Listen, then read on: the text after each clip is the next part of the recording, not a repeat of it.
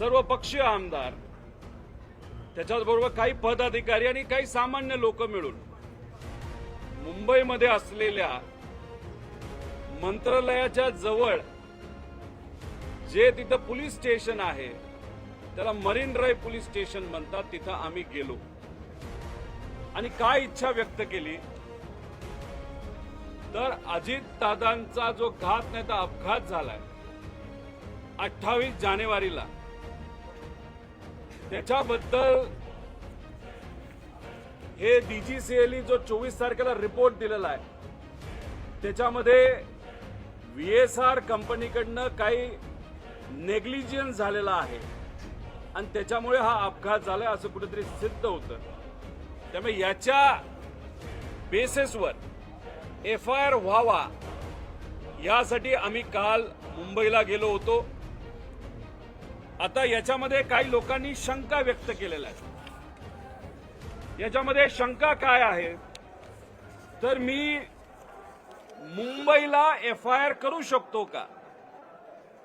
मुंबईला एफआयआर 100% हा BNSS जो 2023 ला कायदा आलाय, झिरो एफआयआर कॉन्सेप्ट, म्हणजे कुठेही तुम्ही एफआयआर करू शकता आणि तो एफआयआर आपल्याला ट्रान्सफर करता येतो। त्यामुळे मुंबईमध्ये करण्याचं कारण एवढंच की इथं जर आपण एफआयआर केला असता, जो आज दुर्दैवाने इथं आपल्याला यावं लागतं आणि करावं लागतं, इथं गर्दी खूप मोठ्या प्रमाणात होईल, म्हणून आम्ही इथं न येता मुंबईत हा एफआयआर करता येतोय का याचा प्रयत्न तिथं केला। त्यामुळे मुंबईत एफआयआर होऊ शकला असता, पण तो त्यांनी तिथं स्वीकारला नाही। त्याच्याच बरोबर एफआयआर करण्याचा आपल्याला अधिकार आहे का तर अंडर सेक्शन 173(1) याच्या अंतर्गत या देशातल्या कुठल्याही नागरिकाला एफआयआर करण्याचा अधिकार 100% आहे। आणि याच्यात हा अधिकार कसा दिला गेला तर एक सुप्रीम कोर्टमध्ये याचिका होती, त्या याचिकेचा निकाल देत असताना सुप्रीम कोर्टाने निर्णय दिलेला आहे, ललिता कुमारी versus government of Uttar Pradesh, FIR करण्याचा अधिकार हा सगळ्यांचा आहे। तुमच्यातल्या पण कुठल्याही व्यक्तीला, बारामतीच्या असू नये तर महाराष्ट्रातल्या कानाकोपऱ्यातून इथं लोक आली, त्यांनी जर ठरवलं असतं एफआयआर दादांच्या केसच्या बाबतीत व्हावा, तो 100% तो करायला पाहिजे आणि तो त्यांनी स्वीकारला पाहिजे पोलीस प्रशासनाला। असा अधिकार हा आपल्या सगळ्यांना आहे। बर 24-25 तारखेपर्यंत आपण का थांबलो? याच्या आधी 28 तारखेला ही घटना घडली, 30-31 तारखेला सुद्धा आपण एफआयआर करू शकलो असतो, पण आपण थांबलो। तुम्ही थांबलात, आम्ही थांबलो, सगळे थांबले। नाही, खोलात जाऊ द्या, काय होतं हे आम्हाला समजू द्या। आणि मग जेव्हा 24 तारखेला या डीजीसीएलने सांगितलं की आम्ही 24 फेब्रुवारीला डीजीसीएल म्हणजे परवा सांगितलं की व्हीएसआर कंपनीकडनं काही गोष्टी या नॉन कम्प्लायन्सेस झालेले आहेत। विमान चालवत असताना नॉन कम्प्लायन्स हा कुठलाही त्या ठिकाणी स्वीकारला गेला नाही पाहिजे, म्हणजे व्हीएसआर हे जबाबदार आहे। दादा ज्या विमानाने गेलेले ते होतं लेअर जेट 45 XR। हे विमान या व्हीएसआर कंपनीकडे अशा प्रकारचे किती विमान आहेत?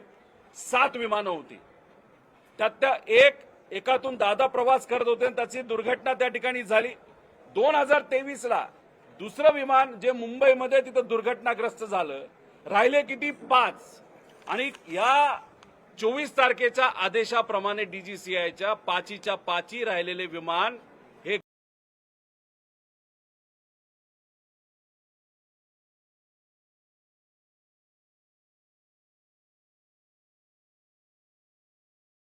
कंपनीले। आणि मग कुठलं विमान होतं ते होतं लेअर जेट 45 XR। मग मला हा प्रश्न आपल्या सर्वांना करायचा आणि तो प्रश्न मी पोलिसांसमोर सुद्धा केला की मग जर 5च्या 5 आज असणारी विमानं तुम्ही ग्राउंड करता, ते बंद ठेवता, मग अजितदादांना खराब विमान का दिलं गेलं? ते चुकून दिलं गेलं का मुद्दामून दिलं गेलं? या बाबतीतला एफआयआर करण्यासाठी आम्ही सर्वजण इथं आलो होतो। हा एफआयआर कोणाच्या विरोधात आहे? तर हा व्हीएसआर कंपनीच्या विरोधात आहे, त्यांच्या मालकांच्या विरोधात आहे. त्याच्याच बरोबर जर एअरवर्दीनेस म्हणजे विमान उडू शकतं नाही शकत हे बघण्याची जबाबदारी सीएची असते. मग कोण असे अधिकारी होते की अजितदादा ज्या विमानातून प्रवास करत होते ते विमान चांगलं आहे, चांगल्या कंडिशनमध्ये आहे, हे कुणी सांगितलं? असे कुठले अधिकारी आहेत, कुणी सह्या केल्या? तर या अधिकाऱ्यांना शोधा. अशा प्रकारचा दुसरा एफआयआर आम्ही करण्यासाठी तिथं सांगितलं. अजितदादांनी विमानात बसावं, विमान कुठलं द्यावं, उडायचं का नाही उडायचं, व्हिजिबिलिटी म्हणजे वातावरण बरं आहे का नाही आहे विमान उडवण्याचं, हे बघण्याची आणि विमान नियोजन करण्याची जबाबदारी ही आहे एरो नावाच्या कंपनीला. त्यांचा एक प्रायव्हेट जो व्हॉट्सअपच्या चॅट आहे ते मी व्हिडिओ कॉन्फरन्सच्या माध्यमातून लोकांसमोर आणलं. त्याच्यामध्ये एक पवार नावाचा अधिकारी आहे एरो नावाच्या कंपनीचा, त्यांनी सांगितलं की वेदर चेक आहे आणि ओके आहे, दादांनी प्रवास केला तरी चालेल. आणि ती गोष्ट बघितल्यानंतर दादांच्या पीएली दादांना सांगितल्यानंतर 7 वाजता दादा गाडीत बसले आणि विमानतळावर त्या ठिकाणी पोहोचले. मग ही एरो नावाची कंपनी आहे, याच्यावर एफआयआर करा असं आम्ही तिथं सांगितलेलं आहे.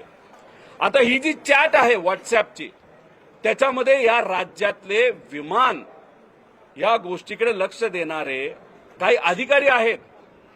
तर त्या अधिकारी जर त्या व्हॉट्सअप चॅटमध्ये होते, त्या ग्रुपमध्ये होते आणि अशा पद्धतीने चॅट येऊन सुद्धा, आणि तुम्हाला राज्य शासन जर पगार देत असेल की एखादा व्हीआयपी ट्रॅव्हल करत असताना तो सुखरूप आहे का नाही, विमान योग्य आहे का नाही आहे ते बघण्याचा अधिकार हा त्या अधिकाऱ्याचा असताना सुद्धा त्यांनी दुर्लक्ष केलं. आणि दुर्लक्ष केल्यामुळे दादांनी तो प्रवास केला आणि दुर्घटना घडली. मग त्या ग्रुपमध्ये असणारे जे कोणी अधिकारी असतील त्यांच्यावर एफआयआर करा.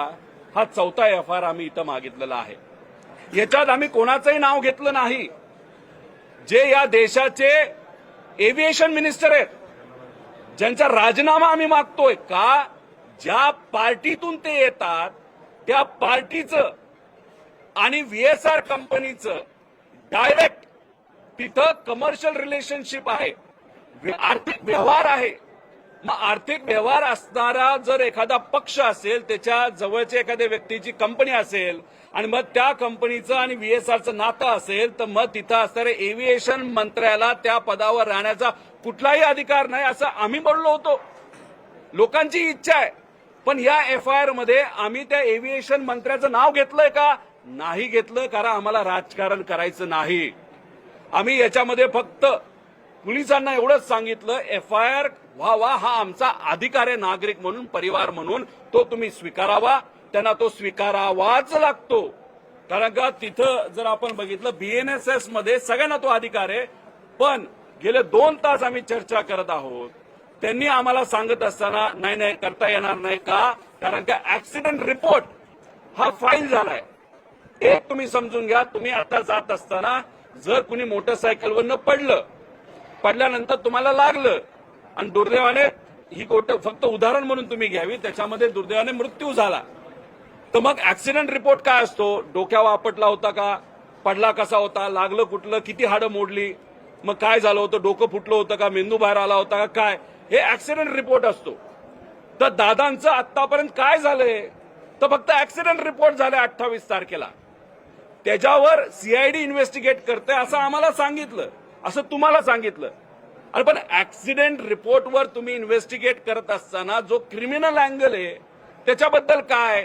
आणि ऍक्सिडेंट रिपोर्ट हा एकदा फाईल झाल्यानंतर एफआयआर घेण्याचा अधिकार, नाहीतर एफआयआर देण्याचा अधिकार हा नागरिकाचा असताना सुद्धा, आणि त्यांची ड्युटी असती की तो स्वीकारावा, तरी सुद्धा दादांच्या बाबतीत आम्ही जे मुद्दे मांडले त्याच्या बाबतीत कुठेही एफआयआर घेतला जात नाही.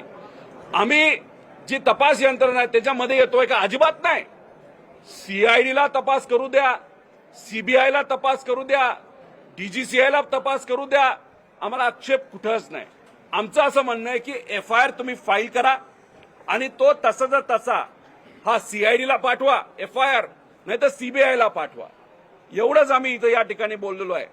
पण कुठंतरी म्हणजे अधिकारी बोलत असताना गेल्या 2 तासामध्ये आम्ही त्यांना सगळी पुस्तकं वाचून दाखवली, सगळे नियम तिथं दाखवले, आणि कुठंतरी आता अधिकारी काही प्रमाणात आम्हाला सकारात्मक दिसायला लागलेत. पण काही जसं काल कुठंतरी तिथं असणाऱ्या अधिकाऱ्यावर एक प्रेशर होतं, असंच काही प्रमाणात प्रेशर इथं आम्हाला जाणवते. हे कार्यालय अजितदादांनी बांधलेलं आहे, हे अधिकारी अजितदादांनी आणलेले आहेत. आणि मग आमची यांच्याकडनं अपेक्षा आहे की आम्ही नियमामध्ये या ज्या गोष्टी मागतोय, तुम्ही आमचं एफआयआर घ्यावा. त्यांनी सांगितलं अजून 1 तास आम्हाला द्यावा. इथं योगेंद्र भाऊ इथं आहेत, ते इथं थांबतील, नाही तर परत जाऊन परत येतील. मी आपल्या सर्वांना विनंती करतो की आपण सुद्धा बराच वेळ इथं दादांच्या प्रेमापोटी आलेला आहात. वकील असोसिएशनचे कारतोरे भाऊ जे आहेत हे इथं आले होते आणि स्वइच्छेने आलेले आहेत. इथं 100 वकील बारामतीचे इथं आलेले आहेत, स्वइच्छेने आलेले आहेत. तुम्ही सर्वजण स्वइच्छे आलेले आहेत. हे सर्व पदाधिकारी इच्छेने इथं आलेले आहेत. का? तुम्हाला आम्हाला फक्त एवढीच इच्छा आहे की अजितदादांना न्याय मिळाला पाहिजे. काय खरं घडलं हे कुठेतरी आपल्याला समजलं पाहिजे. याच्यामध्ये आपण जर बघितलं तर काही लोक म्हणतील की सीआयडी इन्व्हेस्टिगेट करते. करू द्या ना, सीआयडी इन्व्हेस्टिगेट केलं, पण सीआयडीने आतापर्यंत काय केलं हे लोकांपर्यंत येऊ द्या. कोण इन्व्हेस्टिगेशन ऑफिसर हे लोकांना तिथं कळू द्या. आम्ही प्रेशर आणतोय, मग तुम्ही कुठेतरी प्रेस कॉन्फरन्स घेणार, सांगणार हो सीआयडीचा हा अधिकारी आहे, आतापर्यंत आम्ही हे केलं, पण आता 27 दिवसामध्ये काय नाही झालं हे आम्हाला कुठेतरी सांगितलं पाहिजे. याच्यात पोलीस अधिकारी बोलत असताना त्यांनी सांगितलं की डीजीसीआय यांची एक AAIB नावाची बॉडी आहे, ते इन्व्हेस्टिगेट करतं. एक तुम्ही आपण सर्वांनी समजून घेतलं पाहिजे की AAIB जी बॉडी आहे ते क्रिमिनल अँगल बघत नाही, ते टेक्निकल अँगल बघतात. आणि ते हे बघतात की उद्या जाऊन अजून दुसरा ऍक्सिडेंट होऊ नये याची दक्षता मात्र डीजीसीए तिथं घेत असतं. आता डीजीसीएचेच अधिकारी याच्यामध्ये आहेत असं आम्ही म्हणतो. मग सहज साधा प्रश्न मी लोकांनाही करतो आणि पोलिसांनाही केलेला आहे की या इन्व्हेस्टिगेशन डीजीसीएला जर सगळे अधिकार आपण टेक्निकल दिले आणि त्याच्यामध्ये टेक्निकल अनेक अडचणी तिथं दिसत असतील तर डीजीसीए प्रामाणिकपणे हे इन्व्हेस्टिगेशन करणार आहे का? याच्याच बरोबर मला खंत या गोष्टीची वाटते की आम्ही सर्वजण शांत बसतोय आणि आम्हाला असं वाटतं की याच्यामध्ये टेक्निकल इन्व्हेस्टिगेशन पण व्हावं आणि क्रिमिनल तपास सुद्धा त्यामध्ये व्हावा. का एफआयआर नकोय? का एफआयआर घेतली जात नाही? अहो, सुशांत सिंगच्या बाबतीतला एक मुद्दा हा किती गरम केला होता. ठीक आहे, त्याचा तिथं मृत्यू झाला, सुसाईड केलं, जे काय झालं हे लोकांना कळावं ही सगळ्यांची इच्छा होती. आपला देशाचा नागरिक होता, पण तो महाराष्ट्राचा नव्हता. इथं महाराष्ट्राचा एवढा मोठा नेता गेला असला तरी साधी एफआयआर होत नाही. जर त्या ठिकाणी न्याय मिळत नाही हे योग्य नाही. त्याच्याच बरोबर रेड बर्ड नावाची एक कंपनी आहे. 2 दिवसापूर्वी झारखंडमध्ये एक अँब्युलन्सचं विमान असतं ते तिथं पडलं. दुर्दैवाने त्याच्यामध्ये 7 लोकांचा का 6 लोकांचा मृत्यू झाला. त्यांच्या परिवाराबरोबर आम्ही आहोत, आदरांजली आहे. दुसऱ्या दिवशी रेड बर्डवर कारवाई झाली. दुसऱ्या दिवशी रेड बर्डवर एफआयआर झाली. आपल्या अजितदादांच्या बाबतीत आतापर्यंत फक्त ऍक्सिडेंट रिपोर्ट आहे. अजितदादांच्या बाबतीत इथं पोलीस प्रशासनाने आतापर्यंत एफआयआर केली नाही. या बाबतीची आम्हा सगळ्यांना त्या ठिकाणी खंत आहे. आणि हा गुन्हा दखलपात्र आहे का? तर 100% दखलपात्र गुन्हा आहे. मग दखलपात्र गुन्ह्यामध्ये एफआयआर करावाच लागतो. मग कुठेतरी शासन हे सांगतंय का की अजितदादांची दखल घेतली नाही पाहिजे असे एक व्यक्तिमत्व होतं असं सांगायचं का तुम्हाला? अहो, साधा आमचा प्रश्न आहे की तुम्ही एफआयआर करा, सीआयडी कडनं तुम्ही तिथं तपास करा, नाहीतर सीबीआय कडनं त्या ठिकाणी तुम्ही तपास करा. आमचं त्याच्यामध्ये काहीच नाही. आणि हे जो झालाय ना हा आहे आमचा कॉज ऑफ ऍक्शन. म्हणजे कॉज ऑफ ऍक्शन 24 तारखेला आलाय. म्हणजे डीजीसीएने जो रिपोर्ट दिला त्याच्यामध्ये त्यांनी जे सांगितलेलं आहे की व्हीएसआर कंपनी जबाबदार आहे म्हणून विमान आम्ही हे करतो. ह्या कॉज ऑफ ऍक्शनवर आज एफआयआर व्हावा अशी आमची इच्छा होती, पण दुर्दैवाने ती इच्छा त्या ठिकाणी आज पूर्ण होत नाही. दादांना का न्याय मिळत नाही, दादांबद्दलचा एफआयआर का होत नाही असा प्रश्न आम्हाला सगळ्यांना त्या ठिकाणी वाटतो. आणि आमचं हेही म्हणणं आहे इथं असणाऱ्या प्रत्येक व्यक्तीचं, कदाचित तुमचं सुद्धा म्हणणं आहे, आम्ही जो एफआयआर दाखल करत आहोत तो जो चुकीचा असेल तर आमच्यावर कारवाई करा. आम्ही लिखित द्यायला तयार आहोत की आम्ही या एफआयआर मध्ये ज्या गोष्टी लिहिल्यात सांगितल्यात त्या जर चुकत असतील तर उद्या आम्ही जेलमध्ये जायला तयार आहोत. आमच्यावर तुम्ही कारवाई करा. पण नाही, यांना ते ऐकायचं नाही. कुठेतरी कुठल्या तरी प्रकारचा प्रेशर आहे आणि कोणाला तरी वाचवण्याचा प्रयत्न इथं केला जातो. आणि अशा पद्धतीने पोलीस प्रशासन वागत असल्यामुळे हा घातपात आहे का हा जो प्रश्न आपल्या सर्वांना आणि आम्हाला पडलेला आहे तो कुठेतरी खरा होताना दिसतोय, असंच एवढं आमचं त्या ठिकाणी मत आहे.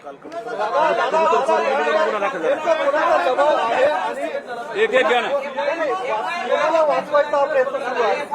कोणाचा दबाव काल देखील मरीन ड्राईव्हमध्ये गुन्हा दाखल नाही झाला, इथे देखील दाखल नाही झाला. तुम्ही जसं म्हटलं की दबाव आहे आणि कुणाला तरी वाचवण्याचं कोण आहे? VSR कंपनी जी आहे त्याचे जे मालक आहेत ते अनेक सत्तेत असणाऱ्या मोठ्या नेत्यांच्या जवळचे आहेत. रोहित सिंग हा जो डायरेक्टर आहे त्याच्या लग्नासाठी महाराष्ट्रातून फार मोठा नेता लग्नाला गेला होता. आंध्र प्रदेशचे मुख्यमंत्री सुद्धा त्याच्या लग्नाला तिथं गेले होते. आंध्र प्रदेशच्या मुख्यमंत्र्यांची एक कुठली ती व्यक्तिगत फायनान्सची कंपनी NBFC, त्या कंपनीने VSRला तिथं निधी दिला. मध्य प्रदेशची एक वेगळी कंपनी आहे, त्यांनी सुद्धा VSRला मदत केली आहे. महाराष्ट्रातले अनेक लोक संलग्न आहेत.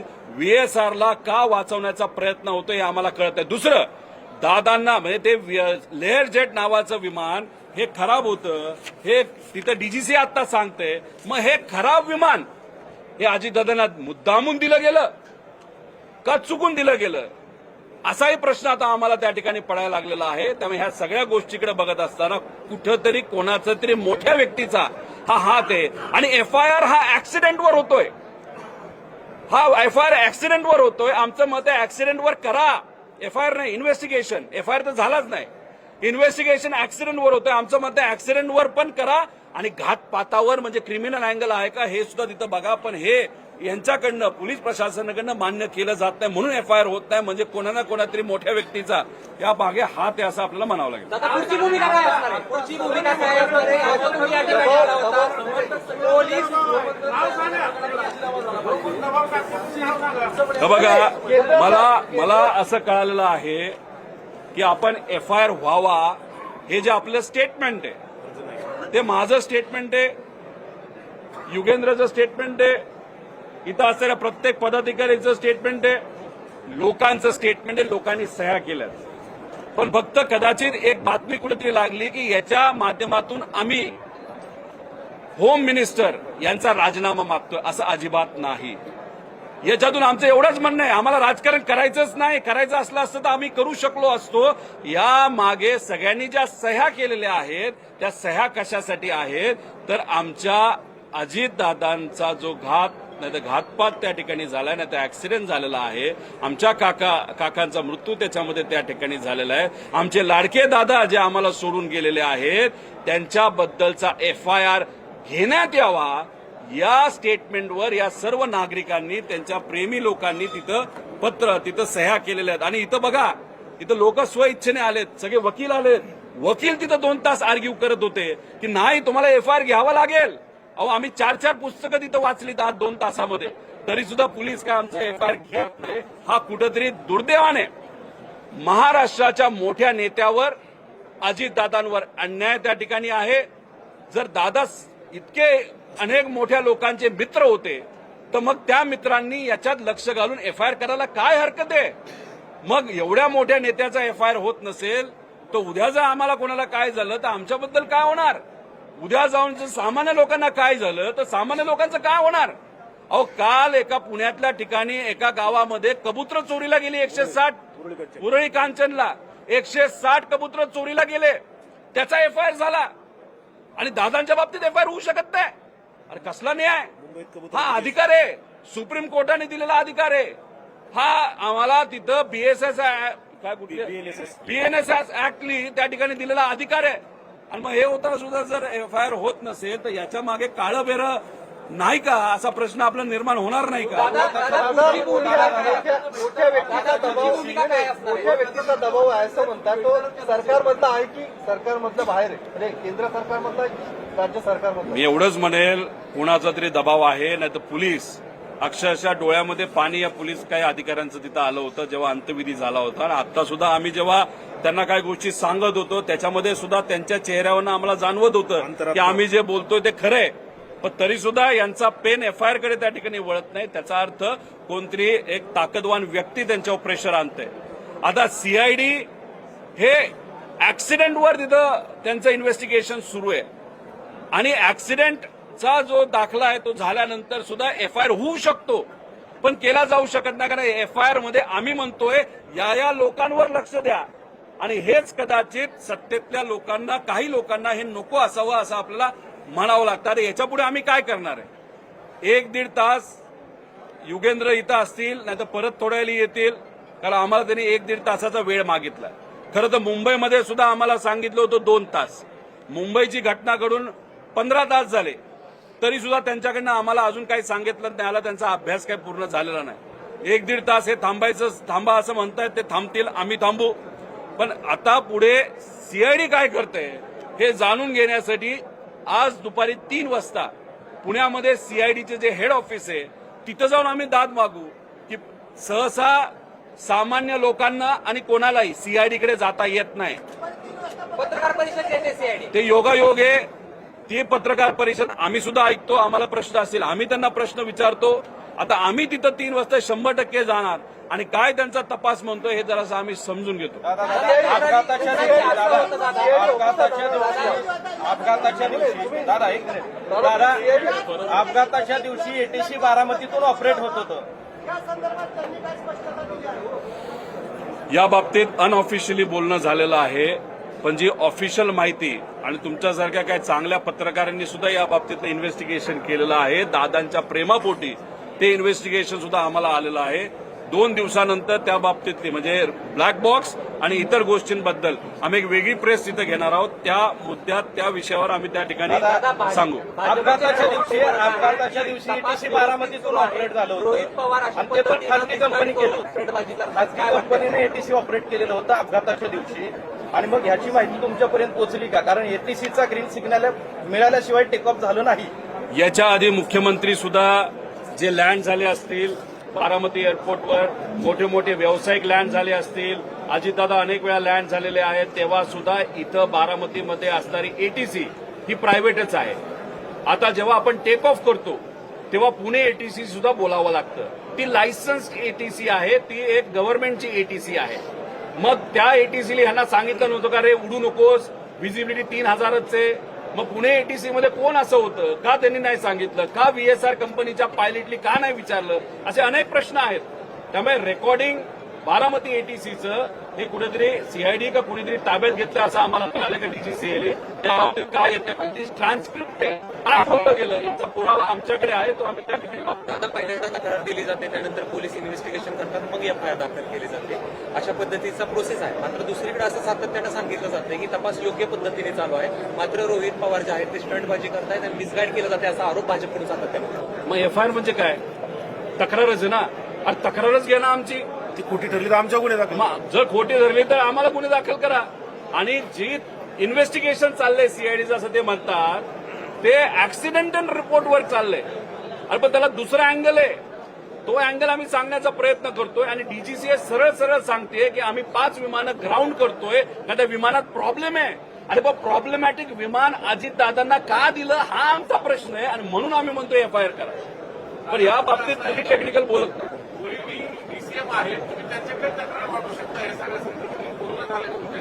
हे बघा, ते त्यांच्या लेवलवर प्रयत्न करताय.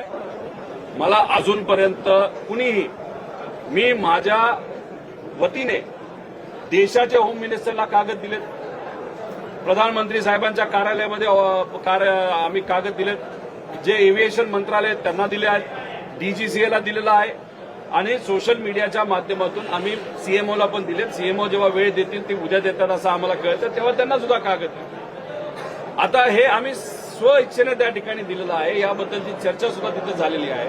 आता याच्या पुढं माझं एकही मत आहे, आणि हे तुम्ही रेकॉर्ड करा, याच्या पुढचा लढा हा लोक लढतील, सगळे लढतील. जर त्यांच्या पक्षातून, त्यांच्या परिवारातून जर मला कोणी आलं आणि म्हणलं की जे जे आहे ते आम्हाला दे, आम्ही लढायला तयार आहे.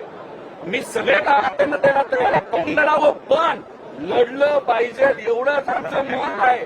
आणि दादांना न्याय मिळाला पाहिजे, त्यासाठी जो जो कुणी भूमिका घेतोय, अमोल मिटकरी त्यांच्या बाजूनी भूमिका घेत आहेत. त्यानंतर तिथं काल एक नायकवडे नावाचे आले होते, ते भूमिका घेत आहेत. ठोंबरेताई तिथं भूमिका घेत आहेत. बाबा पाटील तिथं भूमिका घेत आहेत. बाकी इतरही भूमिका घेत आहेत. तिथं जयली सुद्धा सोशल मीडियाच्या माध्यमातून तिथं व्यक्त झाला आहे की ब्लॅक बॉक्सच्या बाबतीत काहीतरी आम्हाला शंका वाटते. आणि त्याच्याच बरोबर जे विमान आहे व्हीएसआर चालवणारं कंपनी त्याच्यावर आम्हाला शंका आहे व्हीएसआर कंपनी बंद झाली पाहिजे असं जय सुद्धा त्या ठिकाणी बोललाय आमचं प्रेझेंटेशन झाल्यानंतर. त्यामुळे ज्याला कोणाला पुढे घेऊन आणि काकींनी सीबीआय एन्क्वायरी मागितलेली आहे. त्यामुळे आपापल्या लेवलला लढलं पाहिजे पण न्याय मिळाला पाहिजे एवढी आमची ज्या भूमिका आहे. आम्ही एवढं मोठं नाही की आम्हाला मुख्यमंत्री तिथं फोन करतील. त्यांच्या कार्यालयामधून फोन आला होता. अजितदादांचा स्मारकाचा एक विषय मी मांडत होतो आणि त्या बाबतीतच चर्चा करायची होती.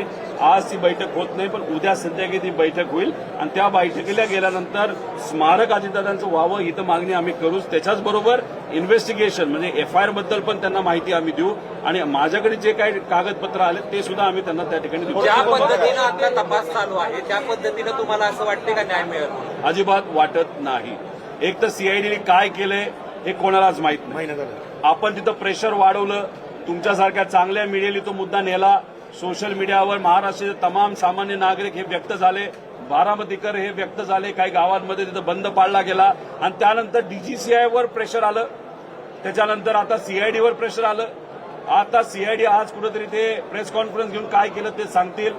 डीजीसीए 24 तारखेला त्यांनी रिपोर्ट दिला पण डीजीसीएने अजूनपर्यंत प्रायमरी रिपोर्ट दिलेला नाही. प्रायमरी रिपोर्ट हा 15 तारखेला यायला पाहिजे होता. आता तो रिपोर्ट अजूनपर्यंत आला नाही. आल्यानंतर आपल्याला कळेल की खरंच काय त्यामध्ये घडलं होतं.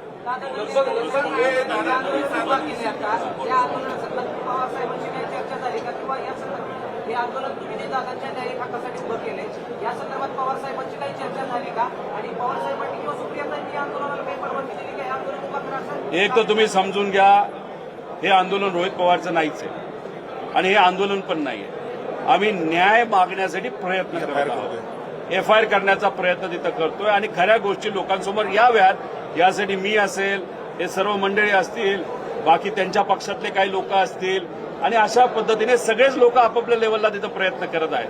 फक्त हे करत असताना इन्व्हेस्टिगेशन आमच्या लेवलवर करत असताना कागदपत्र बऱ्यापैकी सोशल मीडिया आणि तुमच्या माध्यमातून मी लोकांसमोर आणले म्हणून माझी चर्चा आहे. ठीक आहे माझी चर्चा नाही हे सामान्य लोकांची इच्छा आहे की दादांना न्याय मिळाला पाहिजे आणि म्हणून हे वातावरण त्या ठिकाणी कुठेतरी आता या लेवलला आलंय की त्याची दखल हे केंद्र सरकारला सुद्धा आता घ्यावी लागते.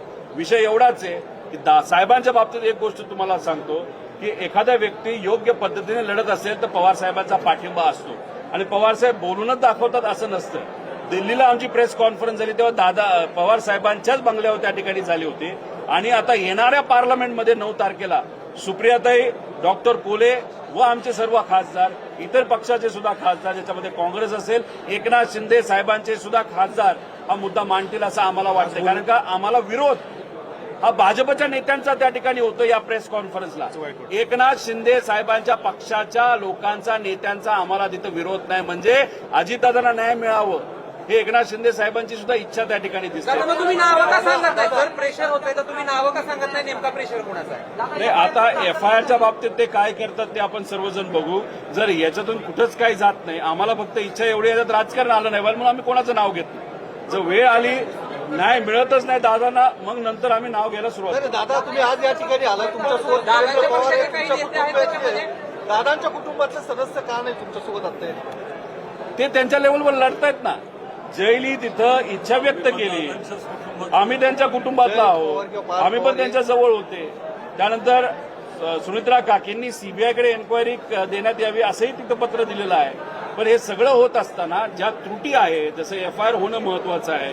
एन्क्वायरीमध्ये बऱ्याच काही गोष्टी आम्हाला जाणवत आहेत. डीजीसीएकडनं सुद्धा काही लोकांना वाचवलं जातंय हे जेव्हा आम्हाला कळालं आम्ही आता प्रेस कॉन्फरन्सच्या माध्यमातून फक्त लोकांची जी इच्छा आहे की आम्हाला कळलं पाहिजे हे आम्ही त्या ठिकाणी दाखवत आहोत. फक्त शिवसेनेची लोक त्याच्यामध्ये नाही आहेत. राष्ट्रवादीचे आहेत का त्याच्यामध्ये? तुम्ही असं म्हणालात की शिवसेनेची लोक विरोध करत नाहीत त्याच्यामध्ये राष्ट्रवादीची लोक आहेत का? येणाऱ्या पार्लमेंट एक तर त्यांच्याकडे एकच खासदार आहे ते आहेत सुनील तटकरे.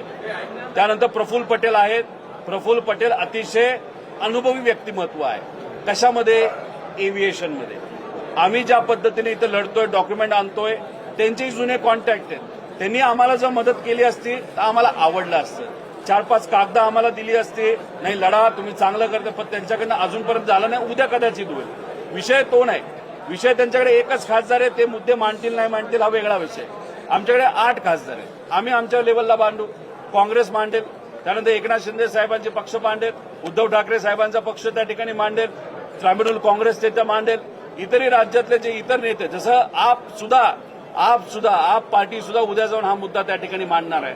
त्यामुळे पार्लमेंटमध्ये बरेच लोक मुद्दे घेतील आणि त्याच्यात जे एव्हिएशन मंत्री आहेत ते त्या पदावर राहिलेच नाही पाहिजे, कारण त्यांच्या पार्टीच्या प्रमुखाचं आणि व्हीएसआरचं आर्थिक संबंध आहेत हे सिद्ध झालेलं आहे. त्यामुळे त्यांचा राजीनामा सुद्धा मागितला जाईल असं आम्हाला वाटतं. थोडक्यात राष्ट्रवादीचा पाठिंबा रोहित पवारांना संपूर्ण पक्षाचा नाही असं ज्यातून सिद्ध होतं. कशातून? राजकीय नाही.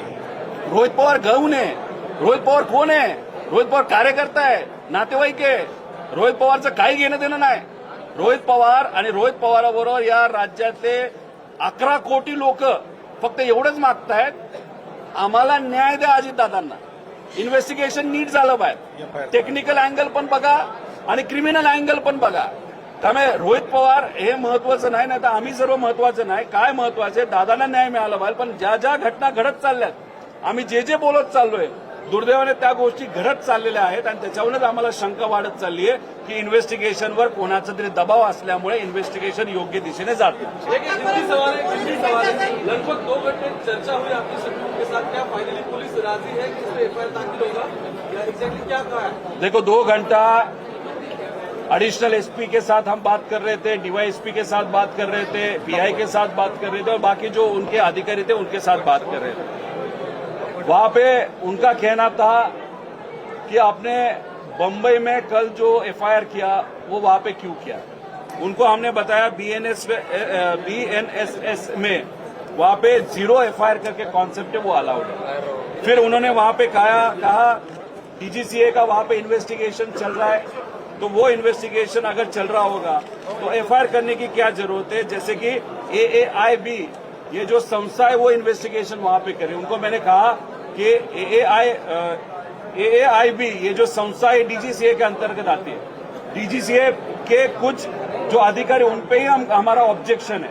तो ये इन्वेस्टिगेशन क्या कर रही है, योग्य डायरेक्शन पे ये इन्वेस्टिगेशन जाएगा, ये प्रश्न हमको वहां पे. और AAIB ये इंस्टीट्यूट जो है या जो संस्था है वो क्रिमिनल इन्वेस्टिगेशन वहां पे नहीं करती. फिर उन्होंने कहा कि ये एफआईआर होना चाहिए क्या, लीगली ये करना चाहिए क्या. उस पर हमने कहा कि बीएनएसएस में सेक्शन 173(1) उसके अंतर्गत देश का कोई भी नागरिक अगर चाहे कॉग्निजेबल ऑफेंस होगा तो वो एफआईआर लेना ही पड़ता है. तो ये कॉग्निजेबल ऑफेंस है. अभी तक आज तक अजीत दादा के केस में एक भी एफआईआर वहां पे नहीं हुआ. सिर्फ एक्सीडेंटल रिपोर्ट वहां पे हुआ है, उस पर सीआईडी वहां पे इन्वेस्टिगेशन कर रही है. लेकिन हमारा कहना है जो कॉज ऑफ एक्शन है वो कॉज ऑफ एक्शन है जो डीजीसीए ने परसों ये जो रिपोर्ट वहां पे दिया है उसमें उन्होंने कहा है कि नॉन कंप्लायंसेस ये वीएसआर ने किए थे. अगर नॉन कंप्लायंस वहां पे किए थे और उसके कारण 5 विमान अगर आप ग्राउंड कर रहे हो, दैट मीन्स जो अजीत दादा का विमान था वो भी फॉल्टी था. तो फॉल्टी विमान जानबूझ के दिया या गलती से दिया तो उसको क्रिमिनल कॉन्स्पिरेसी आती है. तो वो क्रिमिनल कॉन्स्पिरेसी टेक्निकल रिपोर्ट पे नहीं होगा, उसके लिए अलग एफआईआर लेना पड़ेगा. इसलिए उनको हम विनती कर रहे थे. हमने वहां पे किसी भी नेता का नाम नहीं लिया. जो एविएशन मंत्री है उनके खिलाफ हमारा कंप्लेन है, जो हम पुलिस के यहाँ पे नहीं किया, हमने नेताओं को किया कि ये जो मंत्री है उनकी जो पार्टी है उनका पार्टी का नेताओं का और बीएसआर का आर्थिक संबंध है, इसलिए इस नेता को वहां पे पद पे रहने का कोई अधिकार नहीं. ये हमारी भूमिका आज भी है, कल भी रहेगी. लेकिन एफआईआर में हमने उनका नाम नहीं लिया. हमने वीएसआर का नाम लिया है, हमने डीजीसीए के जो कोई अधिकारी है जो जिम्मेदार है वो हमको नहीं मालूम, इन्वेस्टिगेशन के बाद पता चलेगा. तीसरी बात, एरो नाम की कंपनी है. चौथी बात, उस ग्रुप में एरो के ग्रुप में कौन कौन अधिकारी उनका नाम उनके ऊपर एफआईआर लो ऐसे कहा. फिफ्थ, जो भी क्रिमिनल कंस्पिरेसी के लिए जवाबदार है उसके ऊपर आप ले लो.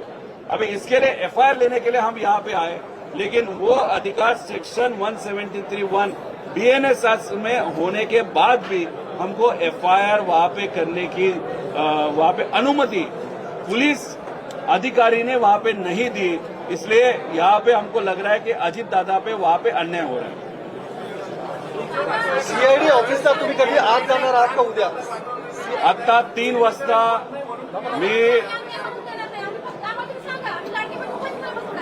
इथं असणारे जे सामान्य लोक आहेत, वकील आहेत, पदाधिकारी आहेत, महिला आहेत, युवा आहेत, विद्यार्थी आहेत, दादाप्रेमी आहेत, दादांचे निष्ठावंत कार्यकर्ते आहेत, पदाधिकारी, सगळे यांची इच्छा आहे की न्याय मिळाला पाहिजे. आता हा न्याय मिळण्यासाठी आम्ही लढत आहोत, लोक लढत आहेत. आता जसं आम्ही इथं आलो, यांनी अजून आमचा एफआयआर स्वीकारला नाही. युगेंद्र इथं थांबतील, थोड्या वेळी येतील, ते परत त्यांना विनंती करतील. पोलिसांनी सांगितलं 1 तास थांबा. तोपर्यंत आम्ही 3 वाजता सीआयडी ऑफिसला जाणार आहोत. काय सीआयडी कार्यालय करते हे जरा आम्ही समजून घेणार आहोत.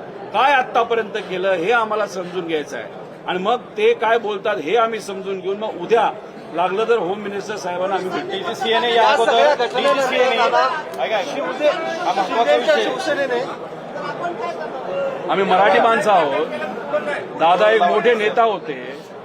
जर पोलिसांनी फक्त बघण्याची भूमिका घेतली तर आम्ही काय शांत बसणार आहोत का? आम्ही इथं आमची भूमिका एवढीच आहे की दादांवर अन्याय होऊन देऊ नका. लेकिन जर आता जे दिसायला लागले की इन्व्हेस्टिगेशनच्या बाबतीत कुठंतरी हस्तक्षेप व्हायला लागलेला आहे आणि मग काही लोकांना, काही कंपन्यांना वाचवलं जातं. मग दादांच्या बाबतीतच अशा गोष्टी होत असतील आणि मग दुसऱ्या केसेसच्या बाबतीत तिथे एफआयआर होतात. सुशांत सिंगचं मी बोललो तुम्हाला की तिथं एवढा आवाज उठवला जातो, आंदोलन केलं जातं. अरे हे तर तुमचे मित्र होते, हे मोठे नेता होते. करोडो लोकांनी यांच्यावर प्रेम केलेलं आहे, पाठिंबा दिलेला आहे. या व्यक्तीच्या बाबतीत तुम्ही आंदोलन करत नाही, तुम्ही प्रयत्न करत नाही, साधा एफआयआर होऊन देत नाही. मग ह्या सगळ्या गोष्टी बघितल्यानंतर कुठेतरी शंका ही वाटायला लागलेली आहे. आम्ही 2-3 दिवस बसू, वाट बघू. आमचे वकील जे आहेत इथं, राहुल भाऊ सुद्धा आहेत, खारतोडे भाऊ त्या ठिकाणी आलेत, तिथं प्रांजल तिथं होते. त्यांचं मत आहे की 2 दिवस आता आम्ही एक ईमेल हे एसपी साहेबांना त्या ठिकाणी लिहिणार आहोत. उद्यापर्यंत आम्ही थांबू आणि आमचे वकील जी बारामती संघटना आहे त्यांनी सांगितलं की दादांची केस आम्हाला दादांच्या प्रेमापोटी त्या ठिकाणी लढायची आहे. त्यामुळे मग वकील इथले बारामतीचे जे म्हणतील, जसं म्हणतील, बारामतीत आपण केस फाईल करायची एफआयआर करण्यासाठी. केस ही पीआयएल नाही, एफआयआर करा. याच्यासाठी आम्ही बारामतीमध्ये जायचं का मुंबईत जायचं हे इथं असणारे वकील संघटना ठरवेल. वकील ठरवतील, ते जसं सांगतील तसं आम्ही पुढे जाऊ. दादा, या सगळ्या घटनेनंतर नाही, घटनेचा तपास व्हावा यासाठी आमचं मत आहे की 2 महिन्यामध्ये आपल्याला तपास नक्कीच त्या ठिकाणी करू शकतो. त्यातला 1 महिना झालेला आहे. पण झालं असं आहे की डीजीसीएचे काही अधिकारी हे व्हीएसआर कंपनीला सपोर्ट करण्यासाठी आणि व्हीएसआरच्या पाठीमागे मोठे मोठे लोक असल्यामुळे कागदपत्र हे मॅनेज केले जात आहेत. इन्व्हेस्टिगेशन हे मॅनेज केलं जात आहे. कागदपत्रापासून सगळे पुरावे हे मॅनेज केले जात आहेत, मॅन्युप्युलेट केले जात आहेत. आणि म्हणून आम्हाला भीती वाटते की उद्या जाऊन दादांना खरंच न्याय मिळेल का. त्यामुळे लवकरात लवकर हे इन्व्हेस्टिगेशन व्हावं. डीजीसीएचे काही अधिकारी याच्यामध्ये आहेत असं आमचं मत आहे. त्यामुळे मग डीजीसीएलाच तुम्ही कलम 11च्या अंतर्गत जे इन्व्हेस्टिगेशन करायला सांगत आहात ते आम्हाला अमान्य आहे. त्या इन्व्हेस्टिगेशन ज्या पद्धतीने व्हायला पाहिजे, डीजीसीएच्या कलम 12च्या अंतर्गत ते व्हावं, ज्याच्यामध्ये ते पारदर्शक पद्धतीने व्हावं. बाहेरच्या काही एजन्सी त्याच्यामध्ये घेण्यात यावा अशी आमची सगळ्यांची त्याच्यामध्ये मागणी आहे. दादा, शिंदेच्या शिवसेनेने विमान वापरायचं बंद केलेलं आहे. वापरायची नाहीये, त्यांची विमानं घ्यायची नाही. VSRची विमानं वापरायचं बंद केलेलं आहे. एकनाथ शिंदे साहेबांनी जर ही भूमिका घेतली असेल त्यांचं मनापासून मी स्वागत करतो. म्हणून गेल्या काही दिवसांमध्ये आपण जर बघितलं असेल, एकनाथ शिंदे साहेबांचे अनेक मंत्री आणि अनेक नेते हे इन्व्हेस्टिगेशन चांगलं पारदर्शक पद्धतीने झालं पाहिजे असं म्हणतात. क्रिमिनल अँगल आहे का बघितलं पाहिजे, टेक्निकल अँगल आहे का बघितलं पाहिजे. आणि ही जी मागणी आमच्या सगळ्यांची होती की व्हीएसआर हे बंद झालं पाहिजे, काही प्रमाणात एकनाथ शिंदे साहेबांनी सुद्धा तीच मागणी जर केली असेल, खरंच हे मानलं पाहिजे. कारण आज राजकारण नाही करायचं, त्या सत्तेत आहेत, आम्ही विरोधात आहेत. म्हणून आम्ही म्हणत नाही की एकनाथ शिंदे साहेबांची आम्हाला मदत नकोय. आम्हाला देवेंद्र फडणवीस साहेबांची सुद्धा मदत पाहिजे. आम्ही तिथं प्रधानमंत्री साहेबांची मदत मागितली आहे, आम्ही तिथं अमित शहा साहेबांची मदत मागितलेली आहे. आम्ही हा राजकीय मुद्दा नाही, आम्ही राजकारण इथं करत नाही हेच तर आम्ही सिद्ध करतोय. पण हे बोलत असताना, मुद्दे मांडत असताना आम्हाला विरोध हा फक्त भाजपचेच काही नेते करतात, त्यांचे ट्रोलर तिथं करतात आणि मग त्याच्यावरनं कुठेतरी लोकांची भूमिका व्हायला लागली आहे. मग भाजपच असं म्हणतंय का की दादांची ही जी काय इन्व्हेस्टिगेशन आहे FIR आहे, ह्या झाल्या नाही पाहिजे, मग याला भाजपच याच्या पाठीमागे आहे का असा प्रश्न साहजिकच निर्माण त्या ठिकाणी होतो. डीजीसीएने या अगोदर या ठिकाणी एक FIR केला होता. विमान अपघात झाल्यानंतर डीजीसीएने केला होता. तो FIR बारामती याच तालुका पोलीस स्टेशननी रद्द केला होता. जर पोलिसांना या विमान अपघातातलं काही कळत नाही तर त्यांनी तो डीजीसीएचा FIR कसं काय रद्द केला? जर त्यांनी FIR केला असेल, नंतर रद्द झाला असेल तर ते फारच चुकीचं आहे. पण आम्हाला जे कळलं आहे, अजितदादांच्या या केसच्या बाबतीत एक सुद्धा FIR आतापर्यंत झालेला नाही. मुंबईमध्ये कबुतराचा विषय तुम्ही सर्वांनी ऐकला असेल, त्यात कबुतर वाचवण्यासाठी FIR झाला. काल कबुतर चोरीला गेली म्हणून FIR झाला. त्याच्याचबरोबर सुशांत सिंगच्या बाबतीत सगळी प्रशासकीय यंत्रणा ही त्या सुशांत सिंगला न्याय देण्यासाठी मागे लागली होती. ठीक आहे, सुशांत सिंगचं काय झालं, कसं झालं हे बघत राहतील, पण अजितदादांचं काय झालं हे बघण्याची भूमिका जर सत्तेतल्या काही लोकांची नसेल तर मग आश्चर्याची गोष्ट आहे. अरे साधा FIR करून देताय तुम्ही, आणि FIR मध्ये आम्ही कोणाचं नाव नाही घेतलं. FIR आम्ही दिलेत तुम्हाला पत्रकारांना, तुम्ही वाचा. आम्हाला त्याच्यात राजकारण करायचं नाही. या सगळ्या जर प्रकरण आपण बघितलं तर या सगळ्या प्रकरणानंतर जनतेचा रोष जो आहे तो समोर येतोय. हे शांत करण्याचा प्रयत्न जो आहे तो कसा केला जाईल, उत्तर मिळाले नाही तर किंवा महाराष्ट्रात उद्रेकाचा होऊ शकतो, काय भूमिका असणार आहे किंवा कसं शांत करणार आहे? आम्ही एवढीच भूमिका घेणार आहोत. बारामतीकरांना सुद्धा आम्ही विनंती केली होती की खूप मोठ्या संख्येने कृपा करून तुम्ही येऊ नका, इथं तुम्ही शांततेत राहावा. सरकारी ज्या काही वास्तू असतात त्याची सुरक्षितता ही आपली जबाबदार असते. त्यामुळे शांततेत जे जे काय आपल्याला करता येईल ते तुम्ही करू शकता. दादा शिस्तप्रिय होते. तालुक्यात, विविध तालुक्यामध्ये अजितदादांच्या प्रेमी लोकांनी जर तिथे FIR करण्याचा प्रयत्न केला आहोत, त्यांची इच्छा आहे. कारण की इथं आम्ही काय कुठं कोणाचं प्रतिनिधित्व करत नाही. मी त्यांचा एक पुतण्या म्हणून, युगेंद्र त्यांचा एक पुतण्या म्हणून, इथं असणारे लोक त्यांचे दादा प्रेमी म्हणून, या राज्याचा नागरिक म्हणून आमची इच्छा आहे दादांना न्याय मिळाला पाहिजे. या भूमिकेतून आम्ही आहोत. त्यामुळे महाराष्ट्रामध्ये तिथं असणारे जे सामान्य नागरिक आहेत, दादा प्रेमी आहेत, ते काय भूमिका घेतात याचा माझा तरी कंट्रोल नाही. त्यांनी त्यांच्या लेवलवर भूमिका घ्यावी, पण भूमिका घेताना शांततेत घ्यावी. नाही, जन आक्रोश जर असेल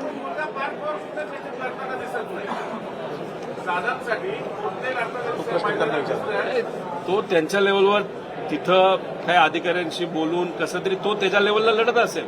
तो लढत नाही असं आपल्याला म्हणून चालणार नाही. जय त्याच्या लेवलला तिथं बोलतोय. काकींनी तिथं सीबीआयकडे एन्क्वायरी द्यावी, ते त्या ठिकाणी लढतायत.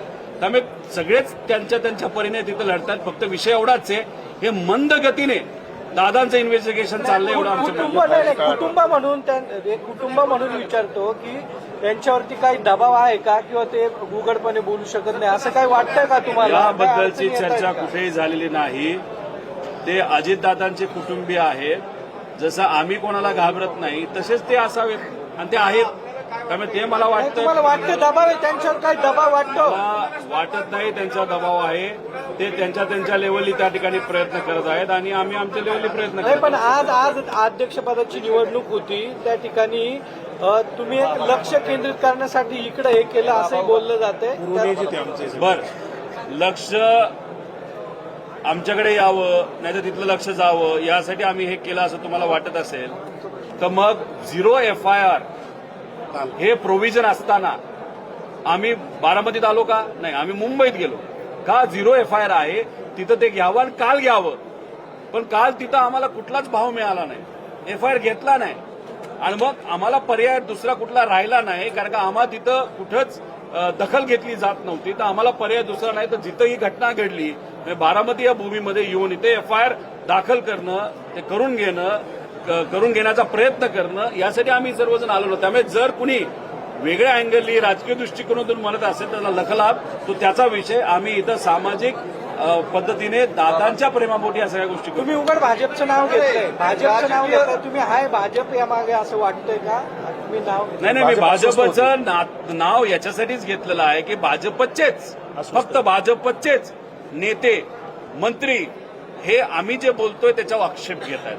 त्यांचेच ट्रोलर या विषयावर आक्षेप घेत आहेत, त्यांचेच प्रवक्ते या विषयावर आक्षेप घेत आहेत. बाकी कुठल्याच पक्षातले बाकी कुठलेच सामाजिक लोक या विषयावर तिथं आक्षेप घेताना दिसत नाही. त्यामुळे ते लोक का आक्षेप घेतात याचा प्रश्न आम्हाला पडलाय आणि त्यामुळे चर्चा ती होत असल्यामुळे ती चर्चा इथं मी फक्त बोलून दाखवतो. काय चर्चा ही पण आहे की विलिनीकरण होत नाही, त्यामुळे रोहित पवार अशा पद्धतीने प्रेशर टॅक्टिक्स करतायत अशी एक धक्की आवाज. सगळ्यात पहिल्यांदा मी म्हणलो होतो विलिनीकरण आता काही फायदा नाही, आम्हाला करायचा पण नाही. कारण का दादाची भावनिक इच्छा होती की पवार साहेबांचं वय बघता पवार साहेबांबरोबर एकत्रित येणं ही त्यांची भावनिक इच्छा होती. 18व्या वर्षी अजितदादांचे वडील हे वारले. आनंद आजोबा हे वारल्यानंतर अजितदादांना कुणी मुलासारखं वागवलं असेल तर पवार साहेबांनी वागवलं आणि हे त्यांच्या मनात होतं. हे त्यांनी आम्हाला बोलून दाखवलं. जेव्हा रेवतीचं लग्न ठरलंय हे सांगण्यासाठी पवार साहेबांनी अजितदादांना फोन केला. मी तिथं होतो. पण पवार साहेबांना कफ असल्यामुळे पवार साहेबांना बोलता येत नव्हतं. पवार साहेब काय बोलतात हे दादांना कळत नव्हतं आणि ही ती परिस्थिती बघितल्यानंतर दादांच्या डोळ्यात पाणी मी बघितलेलं आहे.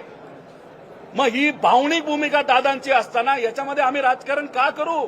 अरे नको आम्हाला हे विलिनीकरण, पण अजितदादा न्याय तर द्या. त्याच्यासाठी एफआयआर तर करा. साधी एफआयआर होत नसेल तर अजितदादा न्याय कसा मिळणार असं आमचं मत आणि लोकांचं मत आहे. नाही, अनेक बारामतीकरांचं असं म्हणणं आहे की दादांनी एवढे आमदार केले, खासदार केले, रोहित पवार आणि मिटकरी सोडले तर एकही आमदार यावरती बोलायला तयार नाही, आवाज उठवायला तयार नाही. वाटतं तुम्हाला ही सगळी शोकांतिका आहे? हे बघा, अजितदादांच्या विरोधात या बारामती मतदारसंघातून कोण उभं होतं? युगेंद्र इथं आहे.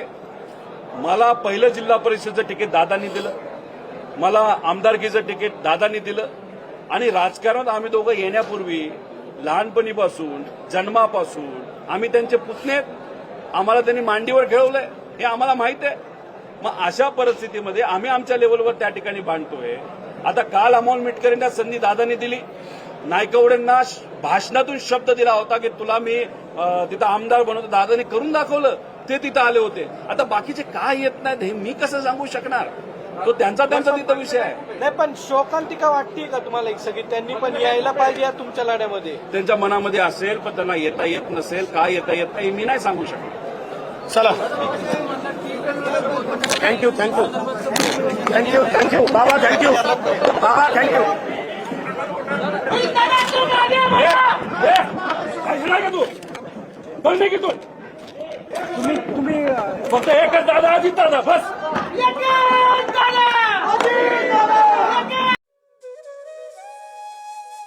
अशाच नवनवीन अपडेट्ससाठी आमच्या खबर गावाकडची या चॅनेलला सबस्क्राईब करा. आमचे व्हिडिओ लाईक करा आणि शेअर करा. धन्यवाद.